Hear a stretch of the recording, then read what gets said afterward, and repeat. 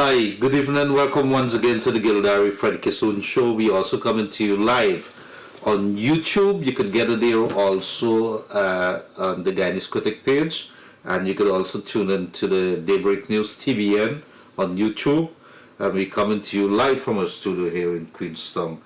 I want to say good night to all our people. I hope that you had a very good, peaceful Christmas. I hope that you had a good Boxing Day. And I know that many persons from overseas, Guyanese, are back home spending time with their family, loved ones. I want to say good night to the good folks overseas. Our Guyanese who tuned in to our program here, wherever you are. I want to say good night, good morning, midnight to you. It has been a very peaceful couple of days for us. We decided because of last week, lots of folks would have been reaching out to us, and many tuned in because they wanted to know what's happening. I know down in New York and in Canada and so on, lots of snow, and the people were complaining that it was a very cold, and the ice in Washington was something as with the traffic, created a lot of havoc. Crossing China, we see something that's worrying, re-emergence of the COVID-19. And something we got to pay attention to that. There's a new variant, as I say, that is there. I can't remember what it was, but we have to pay attention to what is happening there. They said spreading fast, quickly, very, very quickly. And even if you're vaccinated, it is something that you could be able to pick up very quickly as well. So how much of an impact there remains to be seen. I want to say good night to my co-host Freddie Kissoon, who's here with us tonight as usual. And we have decided that we're going to continue with the format that we had on Friday. Freddie's going to tell you a little bit that. A lot of folks reached out to us, and they wanted us to continue talking about what has transpired during this year, because we just have about 3 days left. It's December the 20th today. And 3 days before the end of the year, the countdown to the end of the year. What has happened this year? What were the decisions that were taken by our leaders? What about the opposition role? Who made the news this year? What are some of the things that we should be talking about, the talking points? And as we wind down to the end of the year, those topics we have to evaluate. This is what this talk show is all about. This is what it is all about. We have to discuss, we have to analyze. Good night, Freddie. Over to you, sir. Hi. Good night, Leonard. I got a couple of email, people asking me why I call you Gildarie instead of Leonard. We worked a long time together at Kaicho News, and I'm just accustomed to call you Gildarie. Because it's the holiday, it's difficult to get guests. That's because they're out of the country, they're holidaying in Guyana with their families. So the Christmas period is not a time to pursue guests. Also, when it's holidays, our operators are entitled to the holiday, so they don't work. So we got Friday coming up, and I'll ask you to stay tuned on Friday. We'll be here on Friday. It's my birthday, and I have a surprise Gildarie, or if you want me to call him Leonard. And I have a surprise for you viewers. So stay with me on Friday evening. It's my birthday. I'll tell you how old I am. I'm a dinosaur. But for the Christmas holiday, if you read my column today, it was not a good holiday for some people. You could imagine a young man, young youth, who in Venezuela, who probably wanted to be a footballer, wanted to go out in the real world and make a name for himself. The Venezuelan crisis came on, and he probably told his mom he's going to greener pastures. And she's probably, hoping one day he'll come back. That guy committed suicide Christmas Eve in the Temeri prison. It's the feature of my column today in the Kaicho News. He hung himself on Christmas Eve day. And guess why? He was in the prison since April on remand. So he had no trial since April. And one can imagine with the language barrier, He doesn't know anyone to take a lawyer. He doesn't have money. But when I left the University of Toronto and I came down to the Caribbean to serve the Maurice Bishop government in Grenada, and I passed through Trinidad to Grenada, and I saw what Guyanese, I couldn't believe what I was seeing. People were rushing up to you, asking if you go home to Guyana to take these things with you, and when you reach the airport, give it to some man named Albert. Things were very bad in Guyana, and people were leaving like mad. That thing at the airport in Trinidad, I'll never forget it. And one could imagine that young man left Venezuela, and his mom will probably never see him again, and she will live her life wondering what happened to her son. That guy was charged for receiving stolen goods, not robbery, not rape. Maybe if he'd plead guilty, he probably would get 3 months. That guy was in our prison since April. Now, in my column today, I remarked about something that I did twice in my columns. And my source was impeccable, and I now tell you, I wouldn't name my source. But when foreigners were charged for being illegal in Guyana, they were passed through the courts, and they were sent on remand to be deported, but they had to pay for their own ticket. And there were a few foreigners in the Diamond police lockup, and 2 of them died, and they were secretly burying them. And I got a call to say, come down. And the person who called me was one of the high police officials who was right there. So I went to the police station under the pretext of somebody making noise, just to find out what was going on. And I saw the confusion and the hush-hush. They buried those 2 prisoners secretly because they were there for more than a year because they couldn't find an airline ticket back to their country. One of them ran mad because he used to hit his head against the concrete wall. He was there 2 years. Now, Britain gave us visa-free travel for holiday purposes, and a guy went there, and the immigration officials at the airport said he didn't have sufficient money. And you know what they did? They turned him back and put him on a plane to Barbados. We got people for years here instead of sending them home. So I could imagine what happened to that guy from Venezuela. He probably he was so desperate that life didn't have any meaning for him anymore, for receiving stolen goods. And that thing so depressed me that I wrote my column on it today.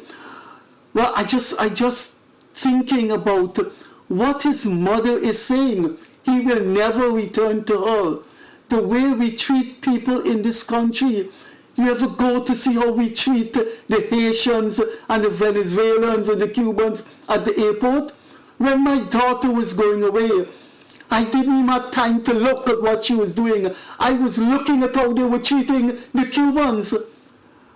You know, so Friday is my birthday. I will be, I'll tell you my age, my birthday, but this country has been so disappointing to humanity. You know, the phones are, you can call in. Gildarie will tell you his smartphone numbers, and he will tell you the number to call. So our lines are open. So Freddie, just before we go to the calls, and that is what you've said there. You can look at it several ways. One, you could conclude very clearly that we have a very broken system. Some cynics might very well point out that, look, we have Guyanese all over the place and so on. But I think charity got to be starting at home. And I've always said that since the beginning of this program, Freddie, and I guess I would die saying it. If you really want to be better than the rest of the world, you got to start doing what is the correct thing. Don't look at what other nations or what is transpiring there. You could use it as examples, but you should not be using that as a yardstick as to how good of a people that we can be. And so forget what has happened in the past. When we say forget it, don't use that as a yardstick, Freddie Kissoon. Let us do different things. But it is, I could understand what you're saying there, and it would hurt my heart too, because there's a kid that never goes on. But there's another side to look at it too. You have to also understand that we have Guyanese right here in our prisons who has been victims because the system is broken, because there's corrupt policemen, because there's corrupt officials, corrupt business people. And the system is not designed, or it is so broken that those people do not get justice. So there's several ways to look at it, but it's an example to really pay attention as a country which wants to develop it, to want to step to the next level. We have to start looking at these. It might look small. I saw the thing, but it probably didn't even make the front page. And guess what? It's going to be relegated somewhere to the back pages, and tomorrow morning we're going to forget about it. But it has such an impact, that one little story. So we are going to be opening up the lines. We want to hear from you, whatever you want to talk about. How has this year been? What would you like to see your government? We could start a conversation on that, and you could talk about any and every little thing. Make it short, make it sweet, and let us have those discussions. Thank you very much for allowing us to come back and have these kind of programs with you. 231-2982, 231-2982, and if you're overseas, you could WhatsApp call us on 637-1071. I think those numbers are going to be on the screen. 637-1071. You could WhatsApp call us. I think there's a call already coming in here. Good evening. Hi, how are you, sir? Good, pretty good. Go right ahead, sir. Alright, I touch on everything that you guys are pleading about here. Yes,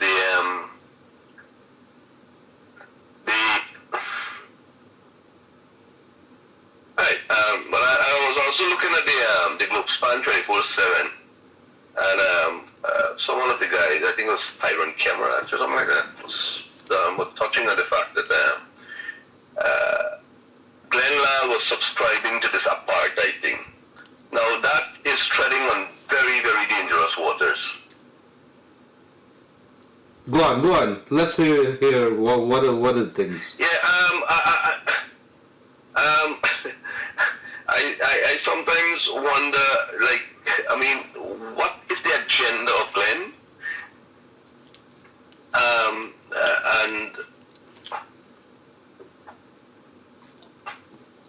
All right, I hear what you're saying there. Any other points? We'll address that. But so something is wrong with your phone. Yes, sir. I'm right. I'm having some connection problem. I think I'm having some connection problem. Sure, that's all right. All right. But you're saying that I haven't seen it or heard it. I'm not on. I don't have. It's presently live. I'm looking at your program, and I sometimes chip into that program. And Glenn is supporting the fiction that Guyana is becoming an Guyana is an apartheid state. Yeah. Yes. All right. No problem. Any other points you want to make, sir? Yes, I want to touch on something that Freddie and you would have mentioned just now about the system not being right in the prison system and stuff like that. However, I can tell you what, even in the US where I'm living, I think there are some glitches there, massive glitches. All over the world. And it's sad. I mean, I actually went to tears just now when Freddie was talking about the guy who killed himself in the prison in Guyana. Oh my God, it's sad. No, it's heartbreaking. It's heartbreaking. There's a kid that probably there's a kid that's not gonna go back to his family.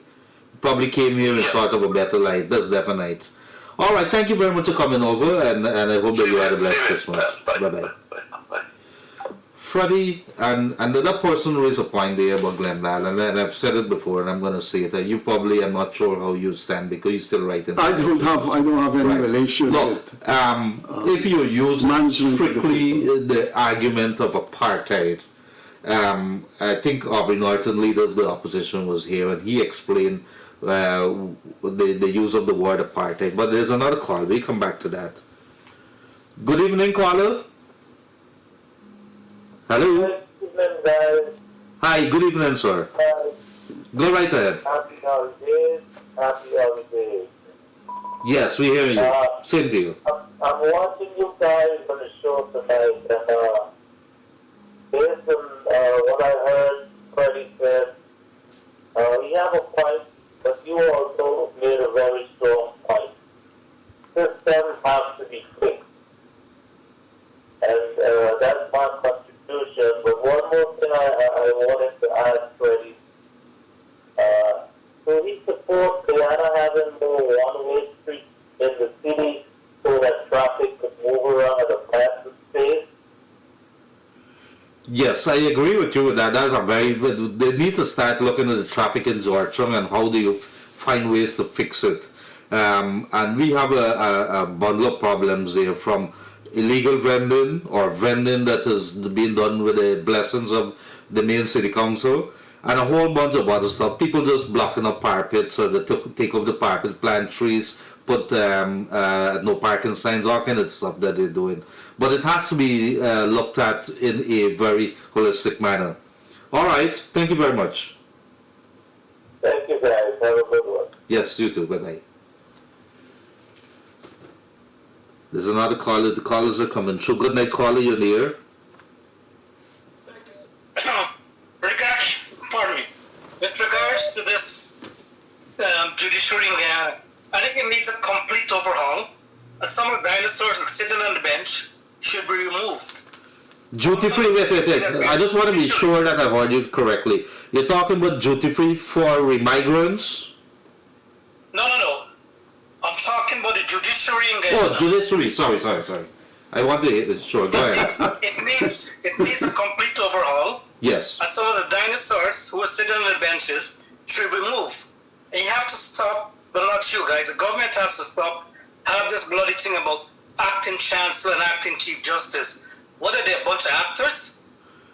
Thank you very much. Yeah. Have you found, you were talking about the judiciary, have you found any particular cases, without calling names, in which you believe that there was serious miscarriage of justice that was probably due to something, maybe inexperience, maybe corruption, something? All the judges, they do have some discretion, right? Yes. Now let us take, for example, possession 2 grams of marijuana. Freddie pet peeve. Come on, in Canada, that's nothing, bro. You get a slap on the wrist. You don't even get a criminal record if you're caught with 2 grams of marijuana. Well, you know, there's been some law changes recently, right? It doesn't affect that. Okay. The changes affect the sentence. The sentence, right. Go right ahead, continue, yes. Yes, so I'm saying the judges, they do have discretion, which they can use. And the marijuana law, well, if there is a law, is a typical example. Mm-hmm. On the other hand, you have these race car drivers who are killing innocent people on the street, and they get a slap on the wrist. You know, it's no jail sentence, no suspension of license or anything like that, no seizure of their cars. Those things need to be looked at. You know, and you guys are in the position to air it, and hopefully the people in authority listen. Well, there was passages or the passages from laws in Parliament recently which started looking seriously at drunk driving and a whole bunch of other stuff. If you're in a bar, you go into a bar and you're driving, it is the responsibility of the bar owner to make sure that you don't drive your car out today if you've been consuming. So there's been some top penalties that has been introduced. As to how well that is working, we want the traffic chief, and maybe we'd have to invite back the Attorney General to talk a little about how they're implementing that. But are you sure that these laws have been enacted? Well, I'm very sure because it was passed some time back, and the president has... Leonard, Go ahead. No, I couldn't hear you there. I lost you there for a minute. Yes, what's the question? I'm saying if you're sure these laws have been enacted, Passing in Parliament is one well, thing, it's, but enacting is a different thing. it's I think essentially there's one aspect that has been emphasized, that you could get charged for manslaughter if you kill someone on the road. But there are so many lawless manifestations on the road that I think more changes in the law need to, what is it? But you've raised a fundamental point, and we'll address that off the air, which is the seizure of assets and so on due to certain crimes. Thank you very much for coming through there from North America. Thank you for your time, gentlemen. Thank you very, very much. Bye-bye. Freddie, and those are interesting things. Let's get it now. Hi, good evening. Please lower your volume, please. Hello, good evening. Yes, lower the volume of whatever you're listening to. Take it off completely so we can hear you. All right, I am calling from the East Band, and I would like to see more input by the NDCs. Now, the NDCs, well, I refer to a Houston because I'm an NDC in particular. We have never seen Overstone, we have never seen a chairman, we have never seen anybody from this NDC moving around to find out what's going on within the community. They mandated to overlook. Nothing of the sort. We have had flood, we have never seen anyone until now. There's a council who lives in Prospect, but who does not even speak to the residents around, not just to find out what's going on around her. Thank you very much. So Horston and Little Diamond NDC, your name Colin. Thank you very much for coming through with that. Thank you. All the best in New Year, ma'am. Thank you. Freddie, the calls are coming through. But I've said this before in this program, Freddie. Our NDCs, the local government organs, got to start understanding the functions and start serving the people. And the person is very right. We have seen that. I think the most criticized institution in Guyana must be the NDC. Yeah, but why? Hold on. I have a serious problem with this. Why do you have? I don't think they function. Why do you have people putting themselves up for office if you can't represent the people? Why are you doing that? Good evening, caller. Hello? Good evening, caller. Missed that one. Another overseas. A lot of overseas people calling. Maybe the calling can affecting them. We got to get it. Let's get those calls coming in. 231-2982. Or you could get us WhatsApp if you're overseas, 637. Look, it's another one. A lot of New York people on this line here. Good evening, caller. Cool. Hi, good evening. Good evening. I want to make a comment on a show that was recently aired. I think it was last week or so, when Norton was on the show. Yes. The opposition leader. So what he was saying is that he's going to wait until the petition was called up to show his SOP. You could see how this guy is lying, because if they had won the election, rather than go through the recount and all they had to do was to produce their SOP. But they know they don't have they have the SOP, but they know their SOP. They lost the election. That's why they can't show it. And they're making up all this lie about election petition and all this other stuff. You guys should have really... It's difficult. You see, it's difficult. You could only ask questions. You can't beat up on them, because everybody knows that if you have the evidence, show it. At least there's a logical thinking. And so why would you not want to produce that kind of evidence? So these are the kind of issues. We could only ask as host of the program, Freddie and I. We can't beat up on the people when they don't answer. But like I've said before, I said it last week.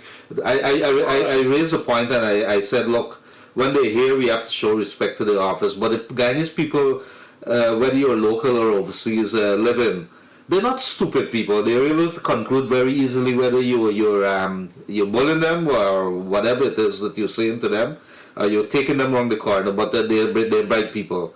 And that is, at the end of the day, when you open your mouth and words come out of it, people conclude, people make decisions based on what you say. But I think he has a point. We as the interviewers have to, I don't want to use the word confront, but we have to stay on the wavelength when they come with fictions. And I think we have done that.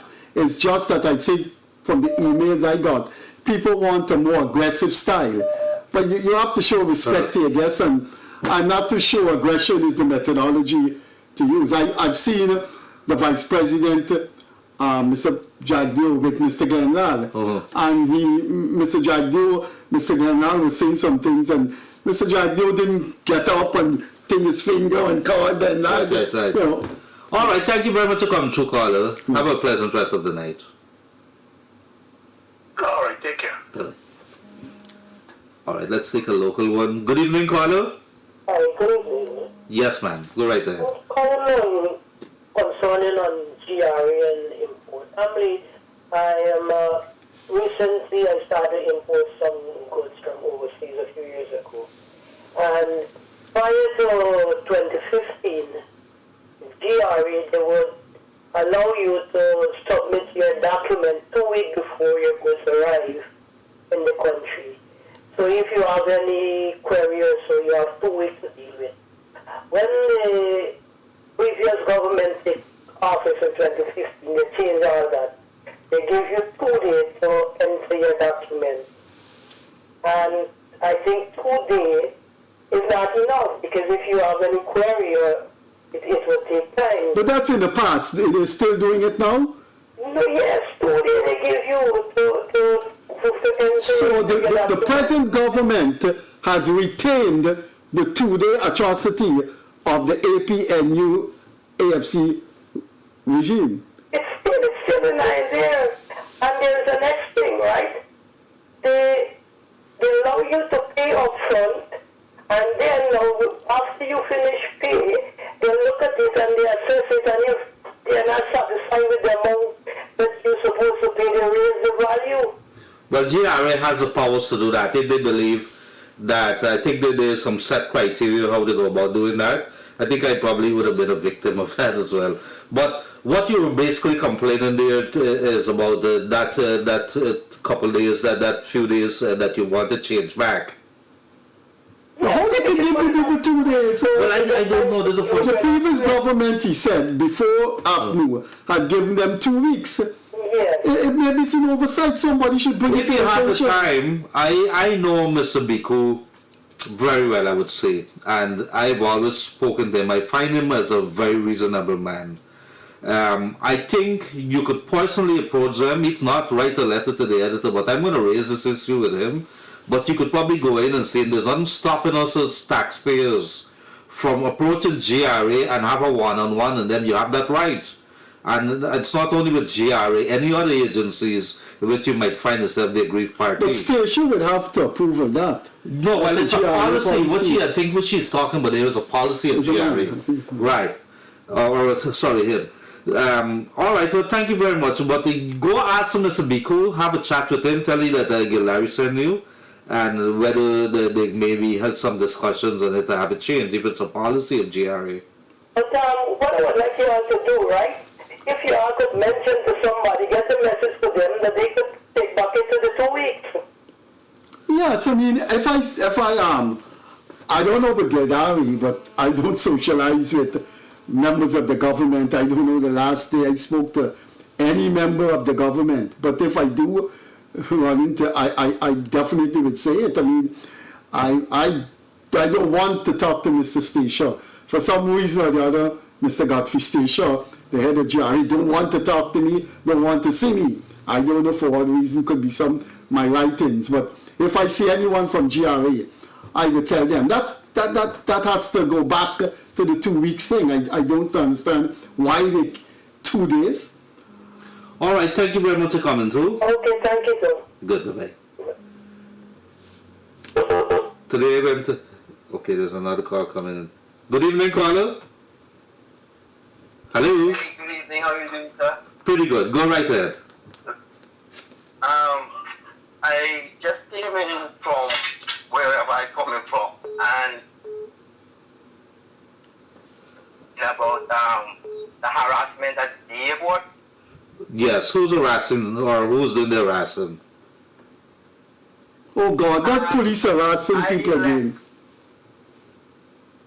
You were saying something about the immigration or the situation at the airport about the harassment of foreigners and things like that. Yes. Go right ahead. Alright. I had an experience when I left Guyana in 97.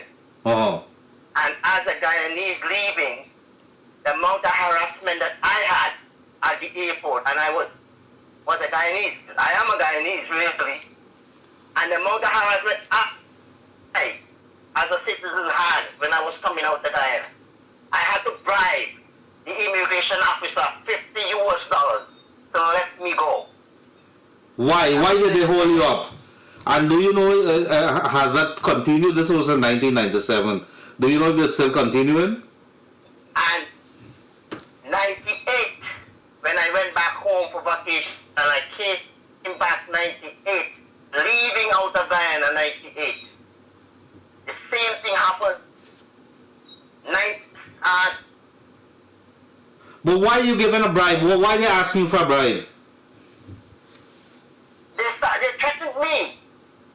Said, oh, you know that we have authority not to let you. No. There has to be a reason. What did they tell you that they have the authority? They have to have alleged, or they have to accuse you of something. Hello? Yes. Hello? Yes, we listen. Hello? Yes, we listen. Go right ahead.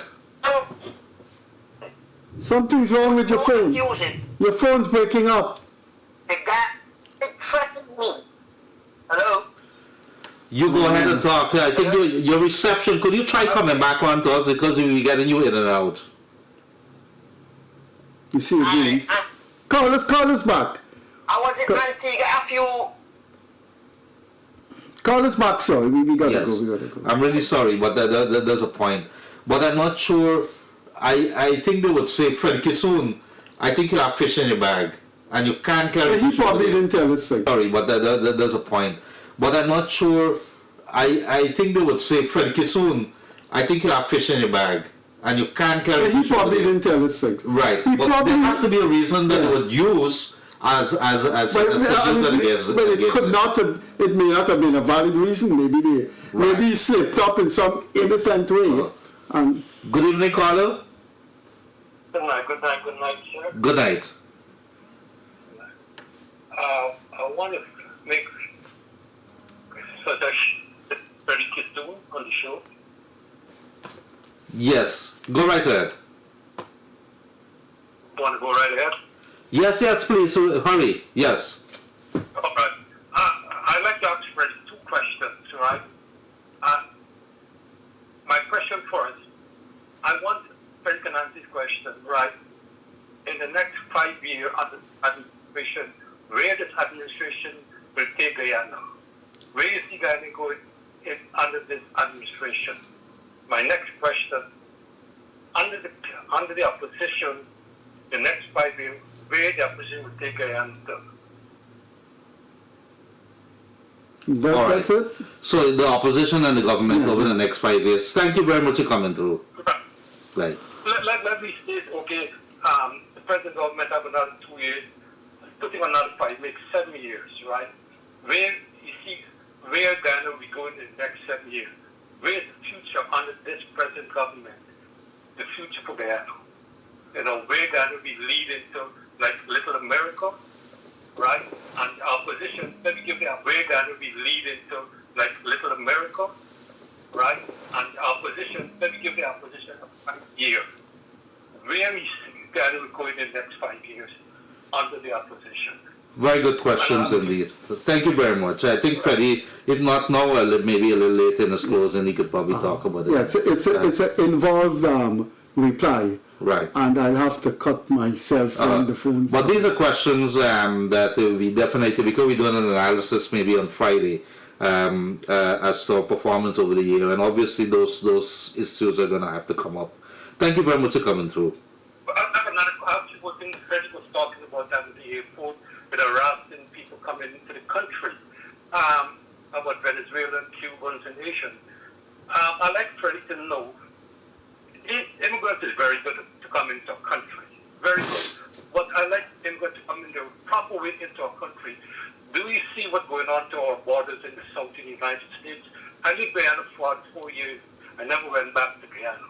But we have to do the right thing to allow people to come into our country.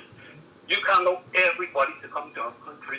That's why we see major problem in our country today with over 5 million illegals coming through the borders. You know, there are a lot of things. Immigrants is very good coming to, but I came to the United States the right way. You know. All right, got what you're saying there. All right, thank you very much for coming through. Okay, thanks. Bye-bye. Yes, about the question that the guy asked me, I have to analyze the style of President Irfan Ali, Dr. Ali. I have to put an interpretation of his politics, and then I'll have to look at the PNC. It's going to take some time, and there's a call there, right? Absolutely, yes. There's a call there. A lot of overseas calls. What happened to our local cars? Good day. Good night. Good night, Mr. Gildarie. Yes, good night. I was just listening to that guy just now talking about 1998. He had to give a bribe.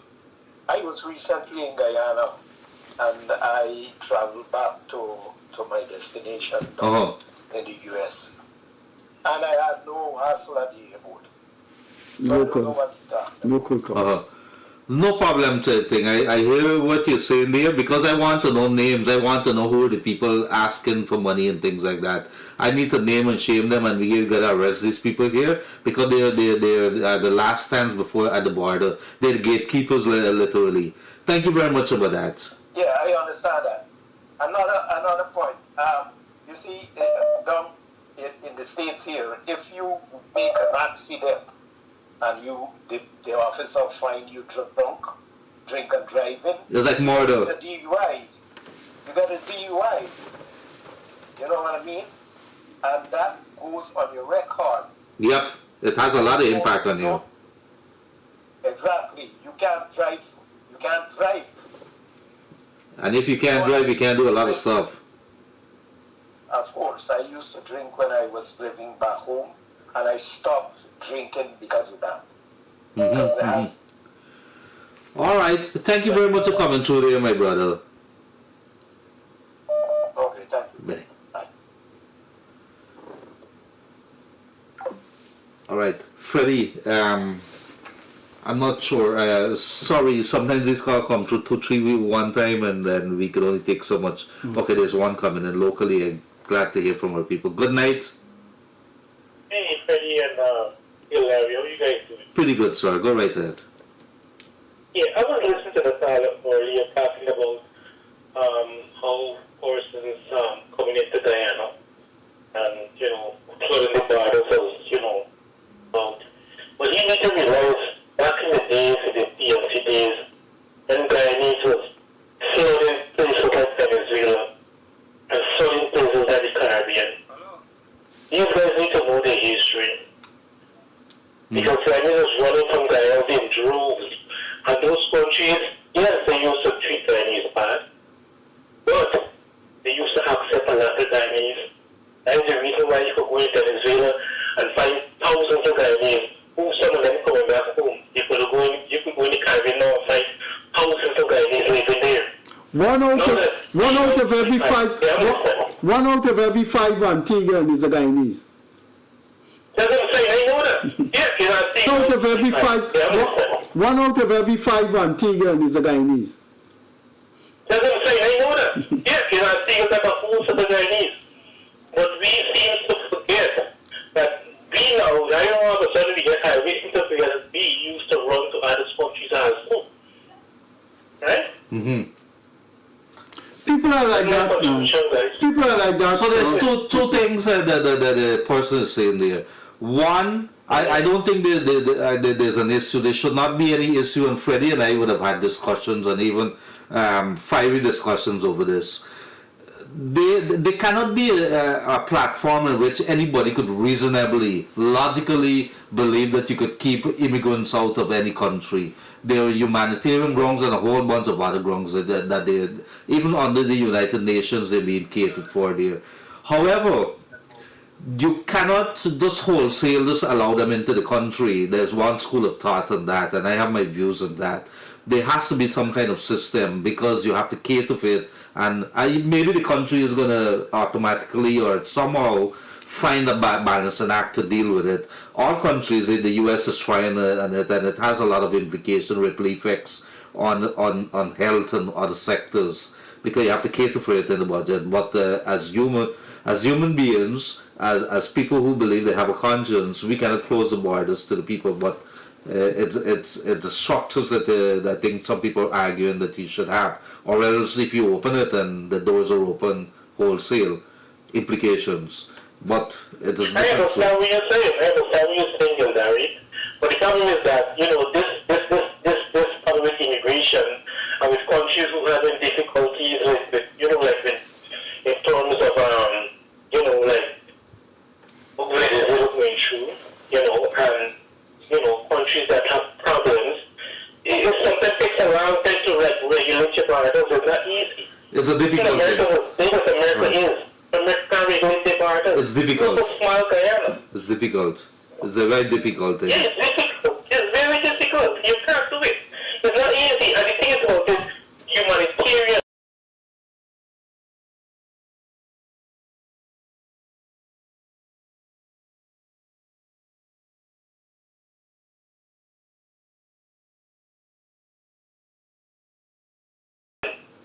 To Venezuela. Imagine that. Yes, I got it very clear. All right, thank you very much for coming. Two very valid points. Bye-bye. We have another caller from overseas here in New York again. Good evening, caller. The snow bothering them. How was the snow there? Okay. No, we don't get snow. I'm in New York. New York don't have snow. But it's cold, 0. Oh, 0 degrees. Over the weekend. All right. We have lovely weather here. All right, go right ahead, sir. Your points. I know. I'm going to visit soon. Yep. Okay, so my point is, I see they put up speed camera. Okay? How, if somebody speed passes speed camera, who going to get a ticket? How they going to get a ticket? Well, let me tell you about the speed cameras. I happen to have as part of my company traffic cameras. But traffic cameras are different from speed cameras. Yes. But the government has a testing. The traffic camera is a speed camera, right? No, sir. There's two different things. The traffic cameras, you just gauge the traffic, how it's going, and you, for your own purpose, whether you want to go in that traffic or so. Then the speed cameras now. The government is having a couple along the new highways which they're testing right now.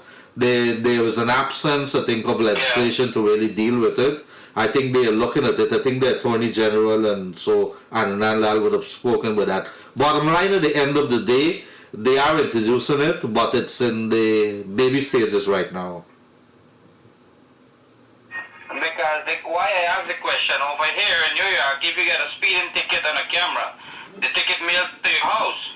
Well, they have the capabilities. These cameras here are like high-tech, and it has the ability to see whether you're wearing seat belts and all the things, snap it with all the number plates and everything. Okay, so my point is, why I asking this question, because if a speed camera catch a vehicle here, or a camera catch a vehicle obey the law, then each vehicle register under someone's name. In Guyana, I recently left Guyana, like 7 years now. That's the reason why I'm telling you. I was a hire car driver, owner of a 3 hire car and minibus. So my point is, a lot of drivers in Guyana is not their own vehicle. So well, whoever owns the vehicle is going to get it, and they would have to say that it belongs to them. It's a very simple problem. Very simple to lead. All right. Thank you very much for coming through. That's one point. That's my point. Okay. Okay. Thank you. Thank you very much. Bye-bye. Good evening, caller. Yeah, hi, good evening. Yes, go right ahead. I'm just calling from Toronto, Canada. Of course, just want to say she's a good to you as well listening. And I'm going to follow you guys. Hello, Mr. Freddie. Yes. Mr. Kissoon. Yes. Hello? Hi. Yeah, hi. Freddie says hi to you. Yeah, hi, Mr. Kissoon. This is just part of the topic. I know when Joel Gancham was on there, you mentioned Kishore Kumar, you think he's the best playback singer, and I wanted to address that also. Freddie's listening to some instrumentals now. All right. Thank you very much. Any other points? Gildarie, I know you went to Queen's College, I also went to Queen's College, and Mr. Kissoon, who also taught me at the University of Guyana. So Wow. I know, so surprising, so he taught someone at UG, right? Yeah, see, Freddie has made the point that he's taught almost 3/4 of Guyana, so that's good. He's my good friend. Yes. All right, thank you very much for coming through, man. I know lots of people are sending this one. I know he doesn't want to telephone or, like me.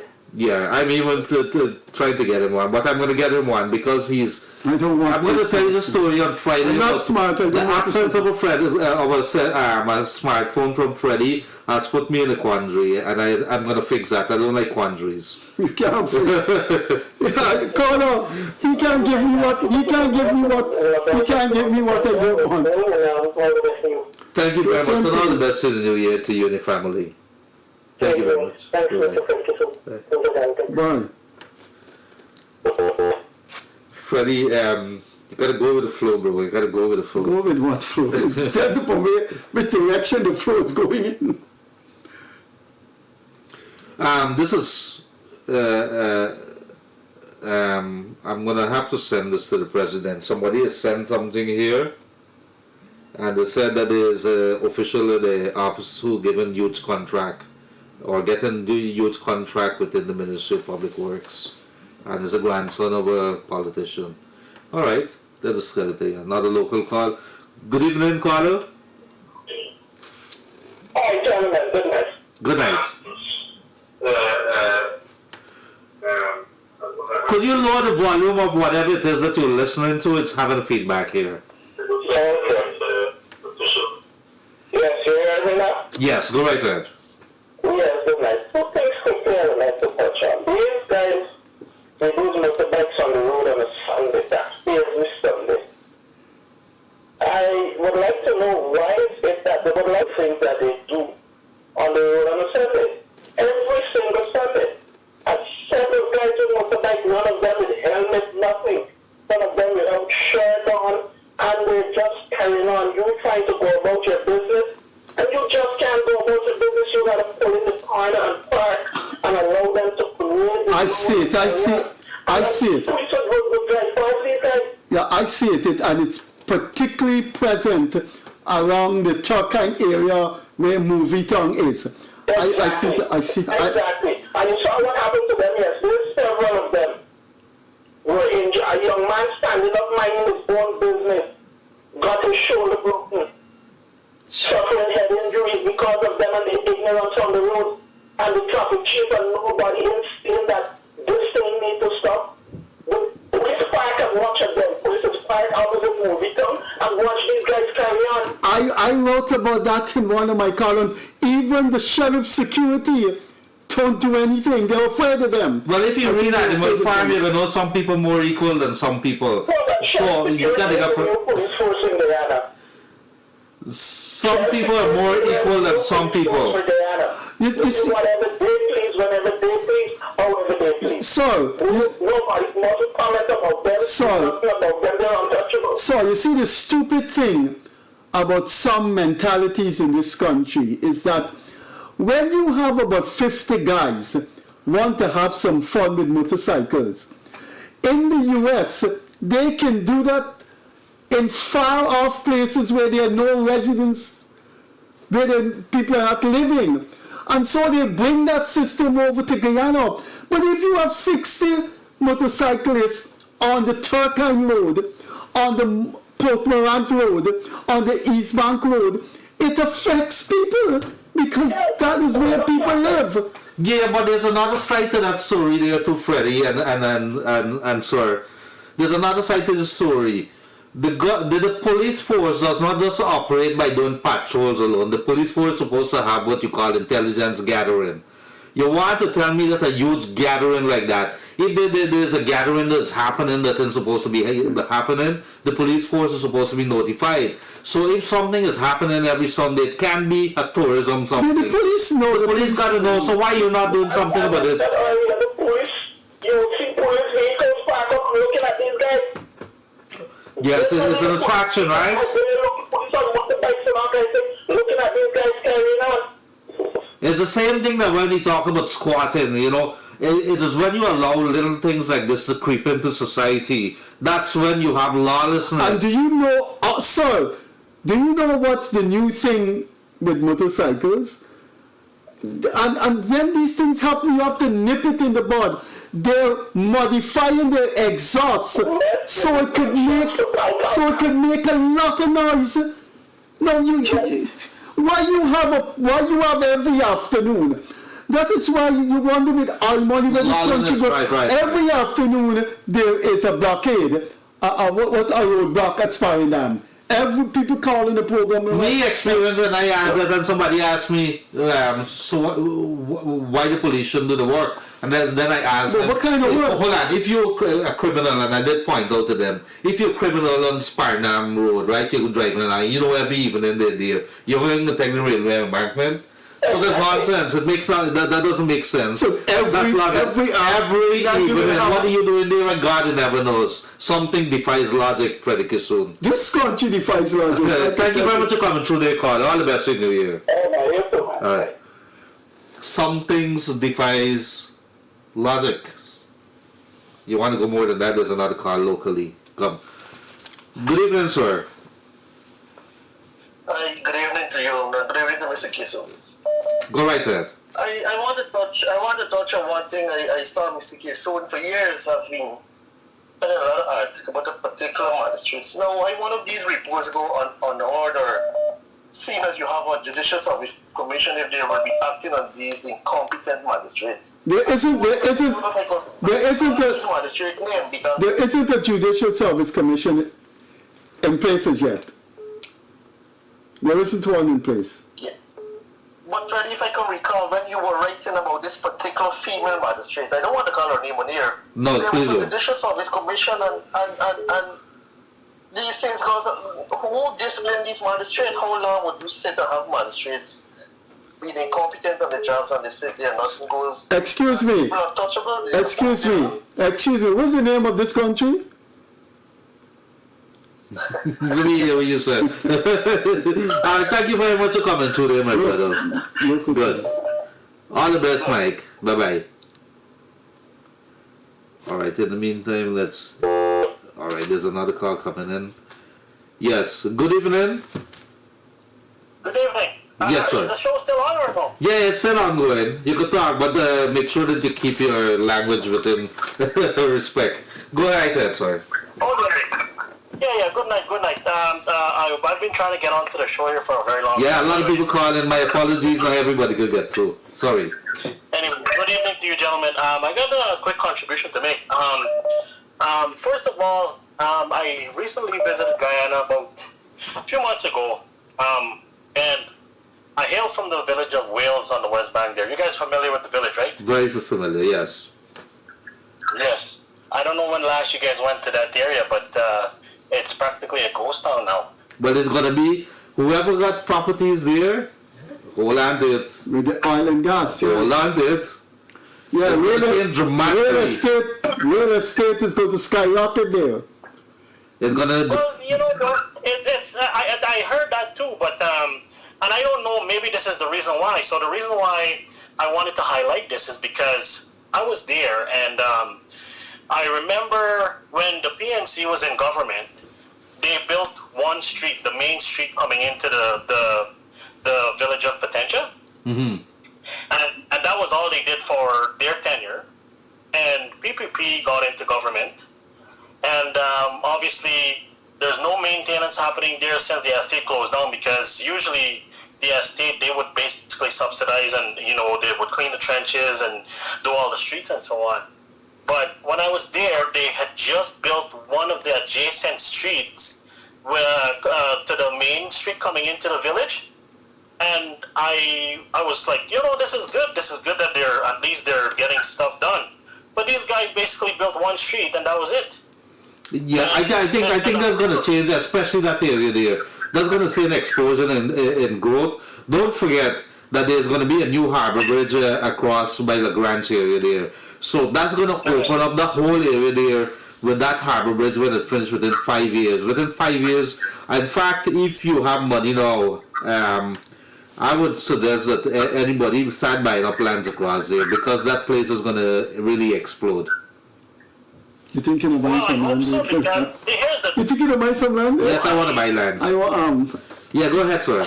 see, you have money, man. what I was saying is that, you know, for a contractor to mobilize to do construction, it costs a lot of money, right? Of course. Now, the thing is, now you're going to have to mobilize another contractor to come in there to build the rest of the street. Because trust me, like I'm telling you, the streets there are in a really bad state. And to be honest, as a government, this is not above and beyond what they need to do. Like streets, water, and this type of stuff. These are basic infrastructure. Well, They have to right? you've raised a fundamental point. I remember hearing some politicians, and I think it was one of my friends within government who was involved with projects.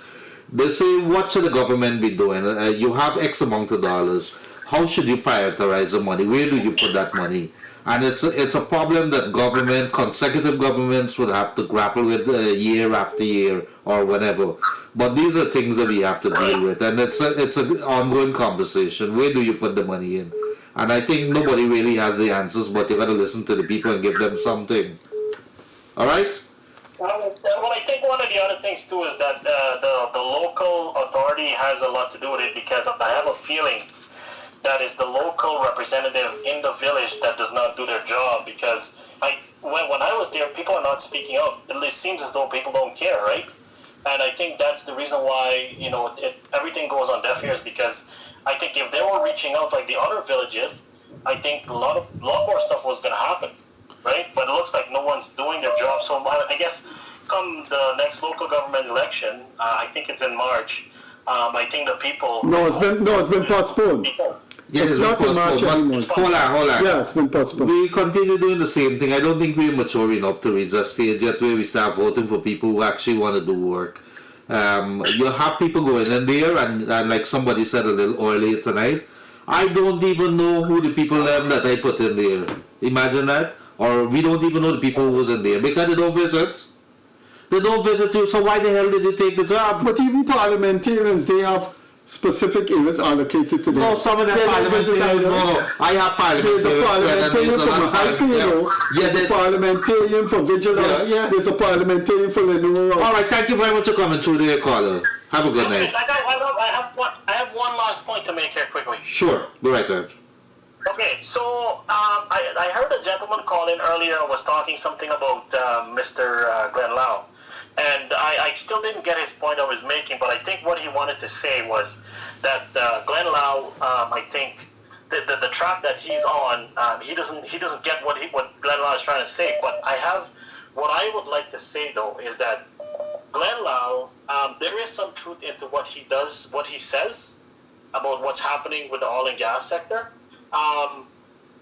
What I'd like you guys to highlight, whether or not what Glenn Lau is doing, if there is some truth in it, because I have a feeling that Glenn Lau is being used by this government to connect with the Exxon Mobil, because I think the government cannot make the move to actually bring these guys to the table to negotiate the contract, because they had actually said that prior to getting into government, that listen, we're going to sit at the table and we're going to renegotiate, but why are they not doing it?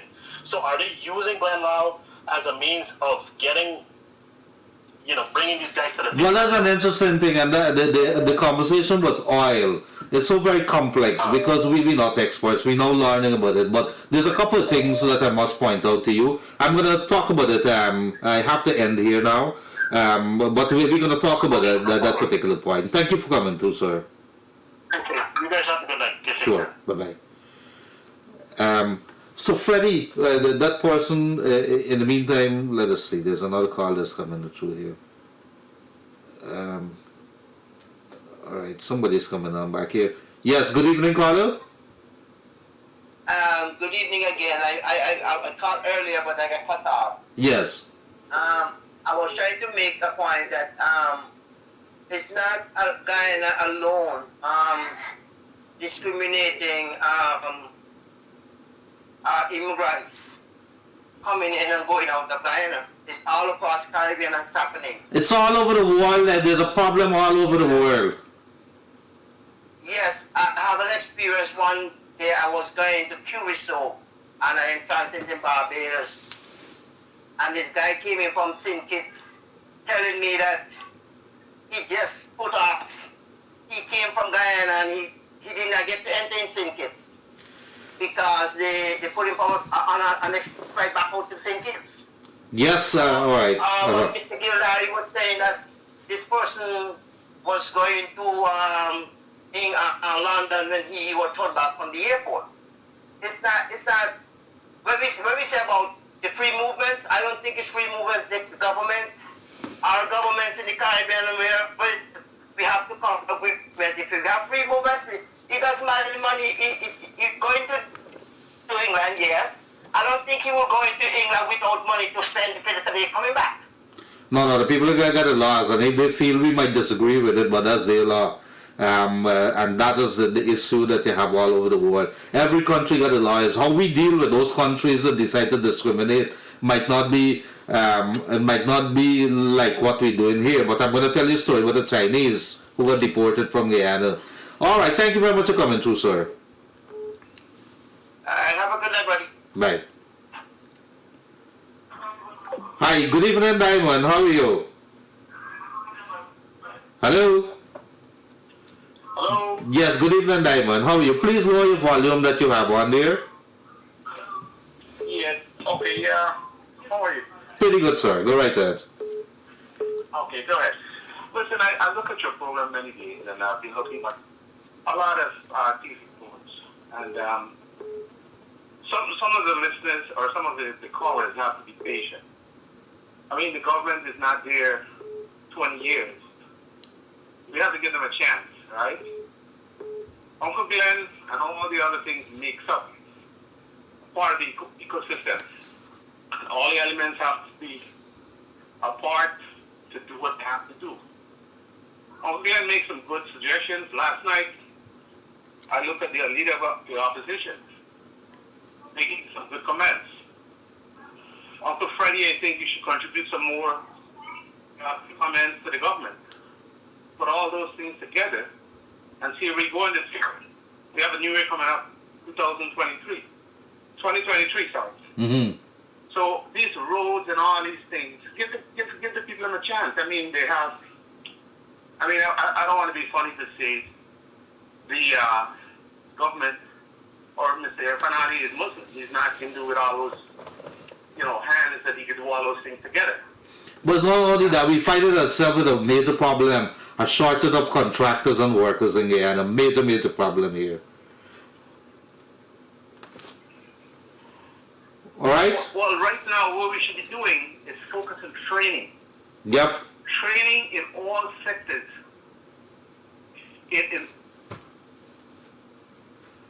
All right. I think I'm missing you there. All right. So thank you very much. Yes. Yeah. All right. Thank you very much for calling through from Diamond there. Human resources is very important. Okay. Yep, as always. Let's just take this call. Thank you very much, sir. Thank you. Good night to Diamond out there. Good evening, caller. Hello, good night, sir. Good night. Go right. Good night, Yes, sir. Freddie. Yes, sir. Good night, my brother. Yes, good night, sir. See you again, my brother. Same to you. Go right ahead. Yeah, this is yeah, John here from Guyanese. Okay, yes, sir. I'm calling from East Country. East Kanji, good night, dear Barbicians. I just you, my brother. Yes. Thank you very much. Any points that you want to make? What we calling is, brother, thank you very much for the truth for the mentor. Okay. We trying to accommodate everybody. I had a call there just to come all the way from some place called Norfolk. I don't know where that is. Oh yeah, that's that, in the Tattoo Village. All right. Thank you very much, man. Thank you. What they call you?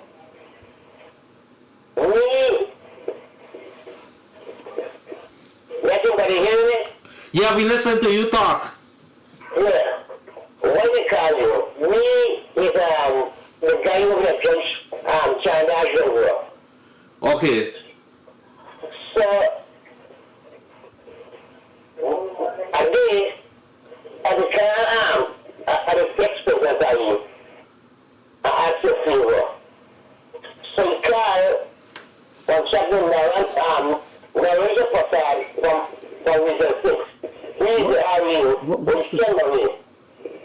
Let the achieve that you do something with. But we ask the man, which is a free judgment. You know, brother, up to today, the man never heard me. Me and Sean actually went to ask me. And up to today, I just my contract. And up to today, the man never heard me, buddy. Well, I don't know anything about that, but I think I think the point we're trying to make is that somebody didn't, that you're supposed to get help, but those help are subjective because the president may ask. I don't think he could direct it to a contract. What I'm trying to explain to you, there are many expecting with your things. I will give you a back to read. Brother, Gildarie and Freddie, I will give a back to read. If the government election and PSP in Regency, I will tell you Regency, they will fully and deceive body, they will plenty. Because what if imagine a president tell you to assist the man direct them to help me, the man asking you to please help this young man. And also today, the man never said in the car, this man I do the assistance. All right. All right, no problem. Thank you for taking that. I definitely raise that with Chandas. I hope he comes back. Yeah, he's coming back. He's coming back next week. All right, he's back here. All right, thank you very much. He's back? No, but when I talk to Freddie, because me and Freddie went to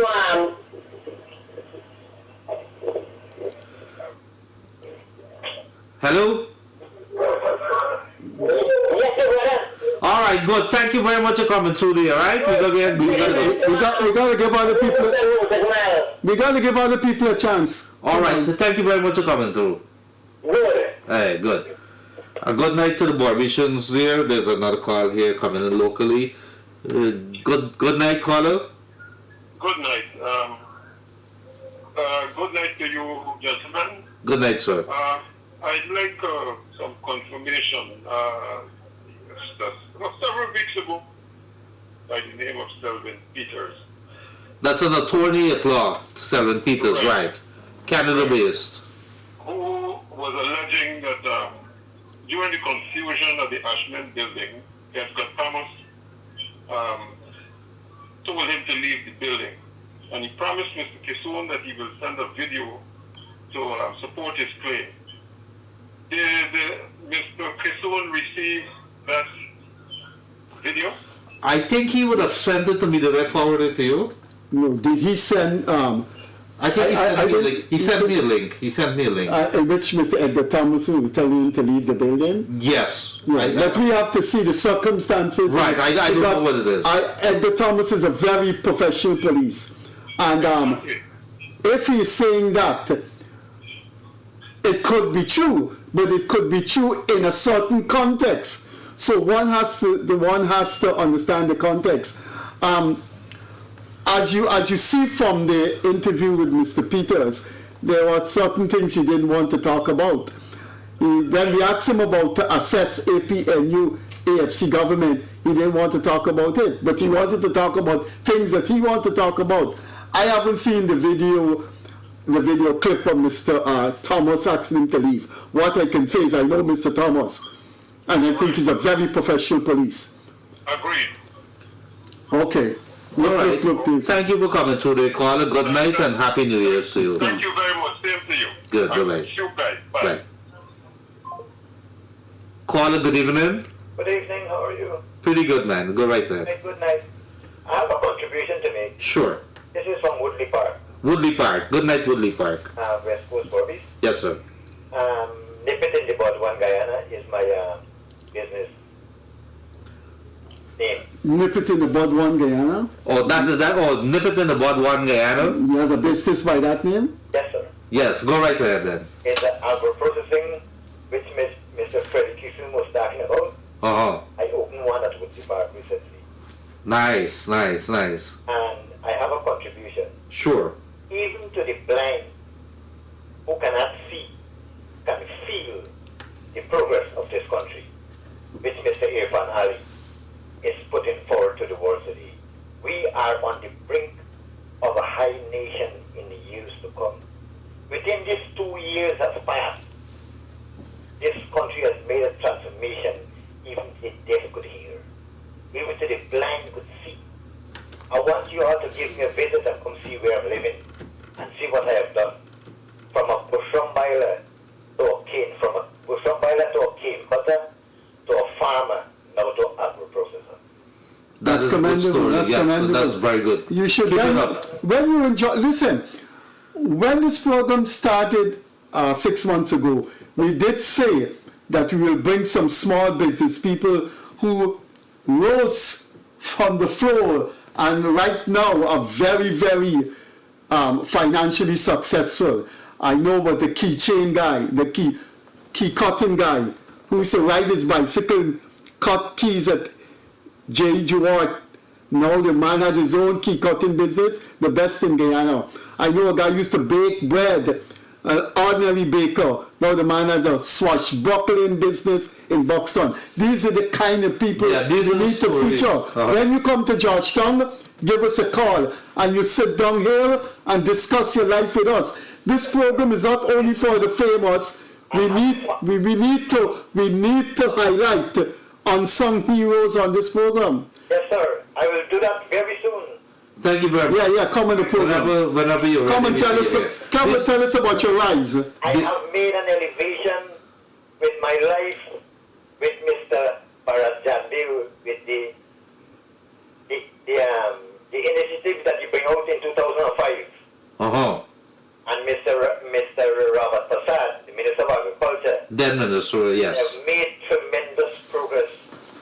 You have a very interesting name though. Nip it in the bud, one Guyana. Interesting, yes. We'd like to talk to you. Very Well, keep interesting. in contact with us and Happy New Year's to you and your family. Happy New Year to you all. Good evening, dear West Berbice. I want the whole of Guyana to hear this, right? Yes. That we are on that road to recovery.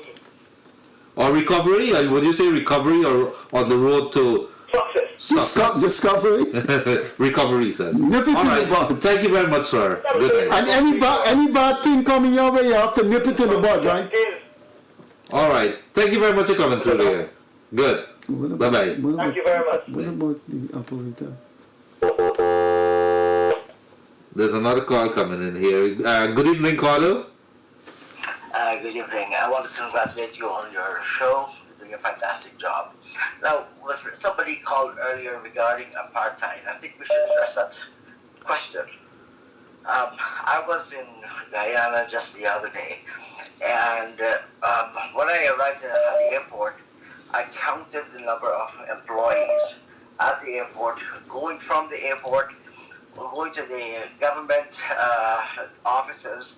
At the airport, I counted 65 employees, and from those employees, approximately 60 of those were from one ethnic group.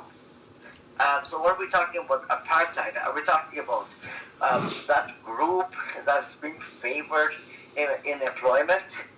The same thing, you go to Georgetown, the same, pretty much in these people who are being employed is of a particular group. So this is absolutely ridiculous when they say apartheid.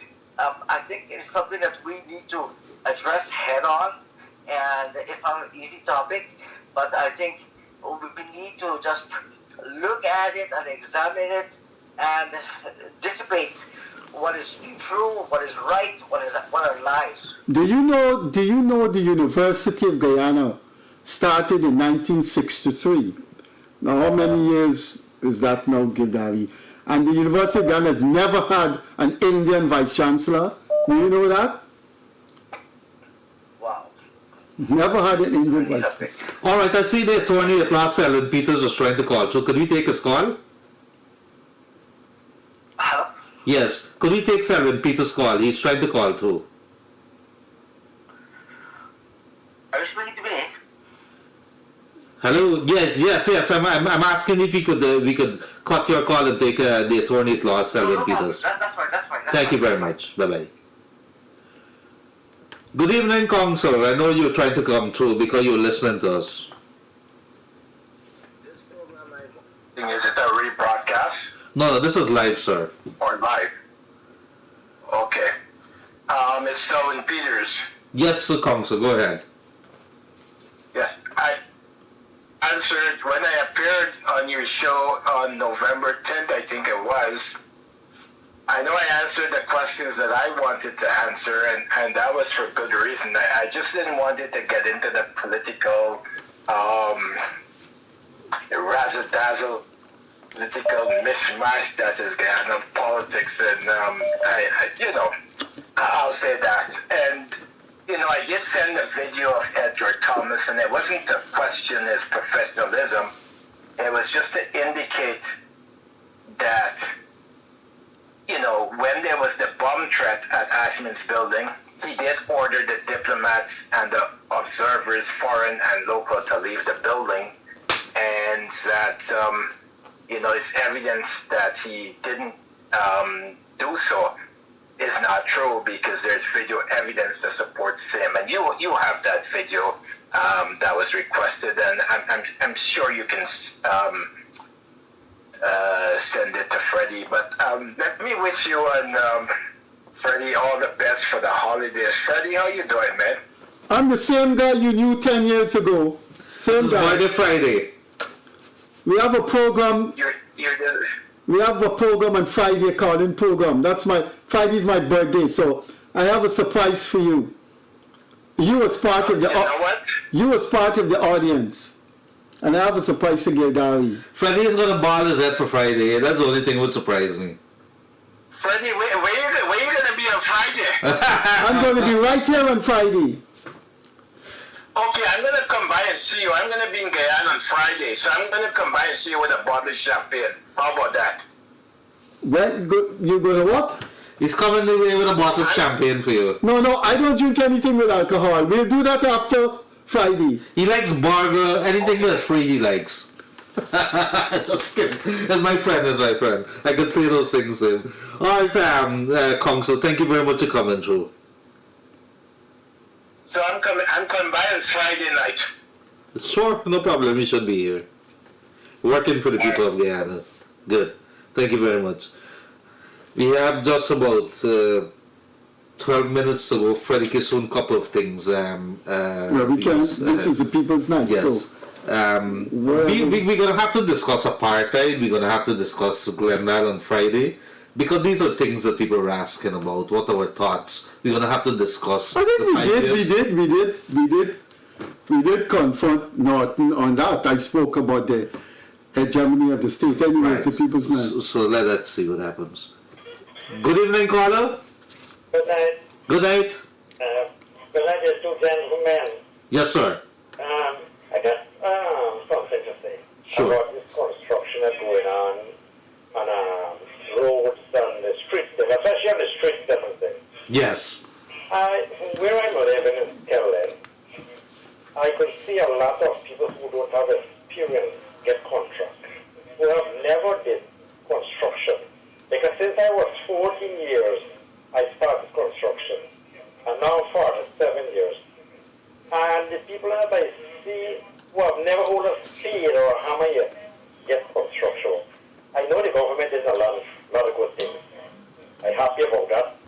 See, but what I'm noticing is people who don't have the experience. Maybe government give out contracts to other contracts give out to other people. They give out things to other people. But the people that in the state, if you don't really look at them, they will give you very bad work. Well, hold on. Let me answer that right off the bat. Over the past, including myself, I've been guilty of beating up on contractors and things like that. We have to build capacity in this country. What I've discovered, every time the government give a work, there's supposed to be a supervisor on behalf of government. Whether they hire them as from consultancy or they have their in-house engineer. When a work is screwed up, contract work is screwed up, the road is not done according to thing. Nobody's going to build a 2-inch road when you're supposed to build 3-inch. It means that the engineer or the person supervising the job did not do the job. We're going to start naming and shaming these people. That is what I found. Because plenty of time we have been accusing ourselves that, you're not building capacity and so on. When do you start a contract? If you see the criteria to put in for a contract, you have to get this, you have to get that, 20 years experience, $40 million in the bank. You tell me which small man would ever have a chance in the door. So sometimes politicians bend over backwards, sometimes they take a bribe to get it done. At the end of the day, the engineers have to start taking the licks for some of the things, and that is where you start laying the blame, and you start naming and shaming them. That's what I've said always. Do not hold punches back when you're going to do it. Yes, I understand. What I say is I see some people who come from the FP, or it's like Foreman and things like this. Their man just have contracts. All over the country, things are happening. People are getting a chance to get in. What we got to do is start building capacity to start properly. Because if you tell a contractor, I found that you mightn't have a lot of experience if you have some basic ideas and so on. But if you properly supervise it, you're supposed to get your work. At the end of the day, it's impossible if you're supposed to get 5 inches of road and you get 2 inches. You can't blame the contractor. The contractor will find ways to short-change you. At the end of the day, and maybe people are not going to agree with me, at the end of the day, is the man who paying taxes that are getting, that we getting screwed at the end of the day. So thank you very much. Valid points. I just want to ask one more question, if you allow me to do so. Sure. I had an incident with a liar. I wouldn't call a name, but I would like to be on your show. I want to read the first. Lower the volume that you have in the background, please. On the volume? Yes, whatever it is that you are playing. Okay. You hearing me clear now? Yes. Okay. I had an incident, this horrible incident, and I wish and hope that the president can come and tell me that I could reach him to raise my story with liars. Because a lot of things are going on in the place that people are not getting justice wrongfully. What the lawyer did? What happened? I had a case with my daughter. I can call her name if you... No, don't call her. Okay. And she had a problem. I have all the records from starting to end. I have all up to now in my phone. Everything. And she claimed that I raped her. When she go to the station, I was in Blackbush working. And their work, man. So now when she come, and I tell her to go and spend 2 weeks in Shamal house because she gave me a problem in my home. So they tell me for the last case her and for she and just shot for the shell. No, you're giving us details. What I want you to do is, what did the lawyer do? Okay, the lawyer now tell me that how that he can, when the case will finish, the people they want settlement. They say, for what? I haven't done anything wrong. Why is it? And whose lawyer? Your lawyer or her lawyer? No, my lawyer. Okay, good. So now the girl got the court and dismissed the case. So she's sorry that that's what she did. But Mr. 24, you never should do that. Why you do that? All right. But why they didn't charge her for public mischief? Now what the lawyer do? The case is dismissed in the court, and the next hour, half an hour, they said the case called up. And they said DPP sent back some paper after a couple of days to me. So now when we go back to court and I hold my passport for 2 years, I'm a businessman, they hold my passport. They asked my lawyer why he can't get my passport out for me. I'm a businessman, I'm struggling because I was so absolute I lived 2002. I can't, 2004, I believe, I can't remember exactly. No, that something is wrong there. Yes. The police can't take your passport without, your passport could only be taken from you if it's an order of the court when you put on bail. Well, what happened is a scared girl, I don't know her name, but I know where she living. And she said it's not she do this, it's the DPP send this. The DPP cannot take your passport. A passport. You need to go see the DPP. I know she's a reasonable woman. You can't. You need to go see the DPP, and if they still have your passport. No, so what happened? The case now after the lawyer tell me they want the money, they will ask the lawyer. Now when the case expects to finish, then he goes to and they say, okay, listen to me very carefully. I need my passport, not businessman. I'm struggling tremendously. How long you had your passport for? So after he hold the passport now, so they say, listen to me very carefully. Of my rights, I have to give up my rights because I get no justice from no way. That is police, no way the court. So how did the lawyer, just jump forward because we run out of time. How did the lawyer, you want to complain What is the complaint about the lawyer? I want to say I give him the money, $405,000. To do what? To dismiss the case now. No. You're confusing me. You're giving a lawyer to dismiss the case, or you will give a lawyer to defend you? No. Because you already charged $6,000. After he can't give me passport, so the kids have to done before me get a passport. So I said, how long it take? It's taking the whole... Oh, wait. It means your passport was taken as part of your bail. No. He is saying that he paid the lawyer some money, so the lawyer... No, Am I reading you? He just said he cannot get his passport until the case is done. Right, correct. Right, which means his passport was taken by... No, but he's saying that he paid the lawyer the money to done the case. What do you mean done the case? No. That's not what you say? The money I've paid to give the people them. Let's tell the story now. Right. Because I have no choice to get up my passport. No, but some things, he's not describing the situation When I did that now, when I properly. give it before 75, at his place, at Johnson, then after that I noticed he didn't come to court, so he asked him to court regular on a basis. And I asked him, why is it? The 6 months down already, why is it you can't give the people them the money and this is the case?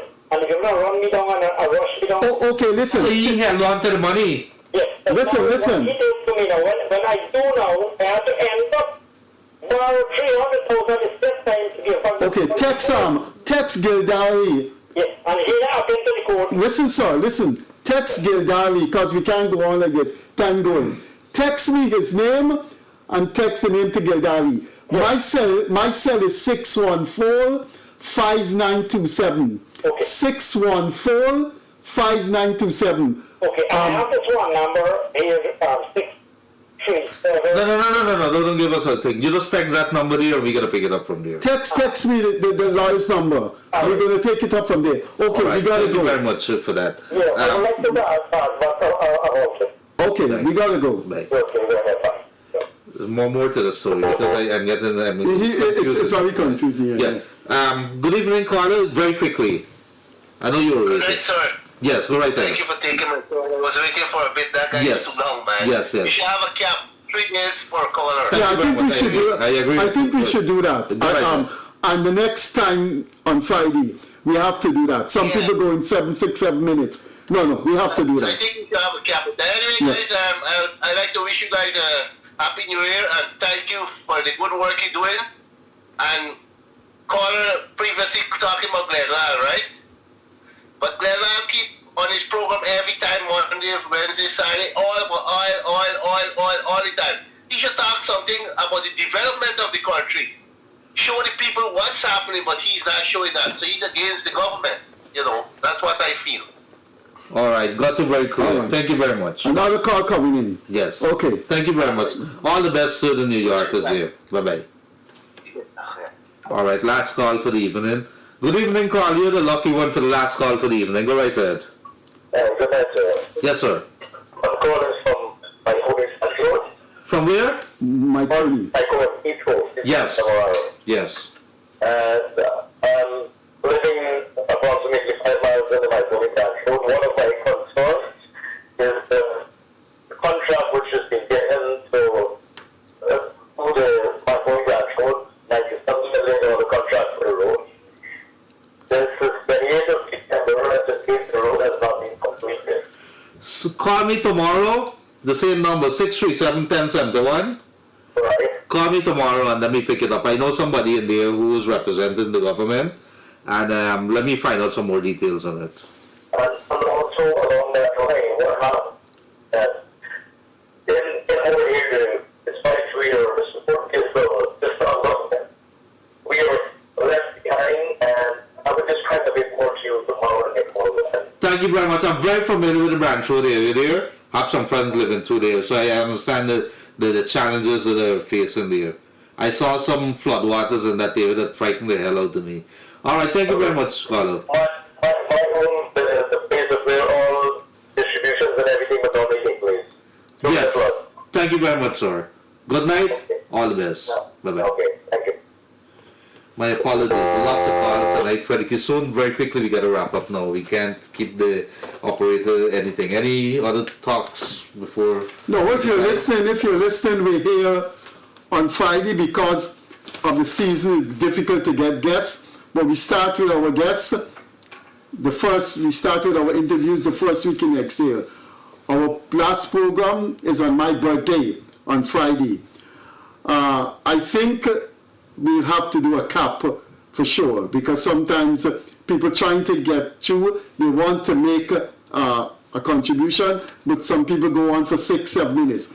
So I think we'll have to put a cap on 3 minutes, and after 3 minutes we'll have to say sorry, we have to go, because quite a few people I'm sure didn't get through.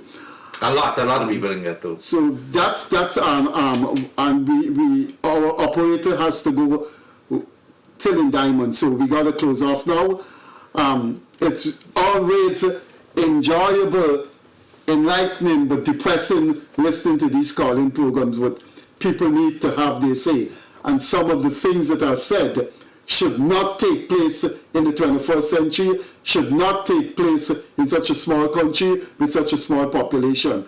So though I find these calls depressing, I think they are important, and in fact they are priceless. I'll see you on Friday.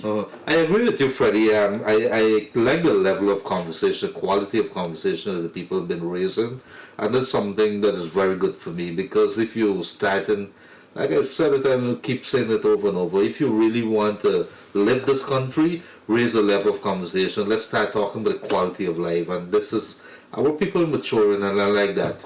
Ladies and gentlemen, it has been really a big pleasure tonight, and Freddie might find a lot depressing sometimes. You listen to the news, I've become immune to it over the years as a reporter.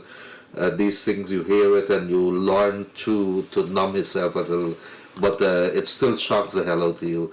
But it is what we do here, night after, 3 days a week. We've been trying to reach with you. Freddie said 6 months, couldn't believe it.